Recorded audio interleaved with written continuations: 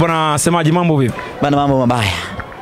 Sijakuzoea jibu hilo, sijakuzoea kabisa. Mambo mabaya tabulini. Mambo mazuri basi. Mambo mazuri. Maisha mengine si yanaendelea. Muhimu lazima yaendelee. Sisi msimu huu tulikuwa tunajenga timu, au umesahau tena kaka? Yaani kweli, ni kweli. Kumbuka unazungua tunajenga timu.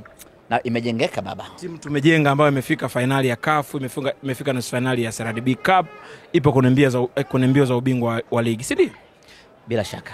Sawa, turudi kwenye mchezo wenyewe jinsi ambavyo umekuwa leo hii. Tunapoteza mchezo wa nusu finali zidi ya wapinzani. Kuna kwa ambavyo wewe umeona fatiki labda imewasumbua wachezaji wetu kucheza mfululizo, kusafiri, vitu vya namna hiyo, na mchezo mzima kwa ujumla ambavyo umeona. Kwanza usingetegemea kupata matokeo mengine ya aina yote ile katika mechi hii.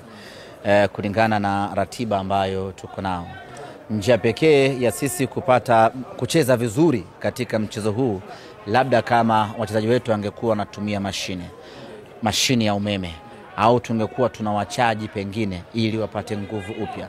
Lakini kimiili ya kibinadamu walichokifanya leo wachezaji wetu wamejitahidi pakubwa sana.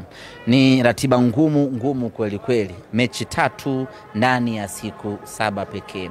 Na ni mechi 3 ambapo ndani yake kuna mechi ya finali ya CAF. Top class mechi umecheza, baada hapo unapumzika siku 2, mechi nyingine, siku 2, mechi nyingine. Na mechi zote 3 zimepigwa katika miji tofauti. Maana yake wakati unapumzika siku 2 ili ucheze mechi nyingine, ndani ya siku 2 hizo kuna siku 1 ya kusafiri. Sio kama tunajitetea, lakini hiyo ndio reality, na tangu mwanzo tulisema ya kwamba hii ratiba ni ngumu kweli kweli. Lakini kwa kuwa sisi ni professional club na ni timu kubwa, tutaishi nayo kadri tutakavyoweza kuishi nayo. Na kweli tumepambana nayo kadri tunavyoweza kupambana nayo. Wachezaji kama binadamu wamefikia ukomo wao, na hatimaye leo wamecheza kwa kiwango ambacho wamecheza. Mwili wa binadamu ukicheza anakuwa kwenye nafasi ya kufanya makosa mengi, na ukichoka unakuwa kwenye nafasi ya kufanya makosa mengi. Na leo tumeshuhudia makosa mengi kweli kweli. Makosa yale kwa sababu mentally watu hawako sawa na physically watu hawako sawa. Wamechoka miili na akili, tegemea makosa mengi. Na mtu akichoka vile tegemea majeraha kuwa mengi kweli kweli. Shomari Kapombe alijasafiri naye kwa sababu ya majeraha.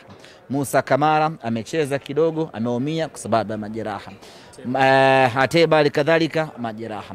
Lakini kama haitoshi, sabu nyingi zimefanyika hii leo, ni kwa sababu wachezaji walikuwa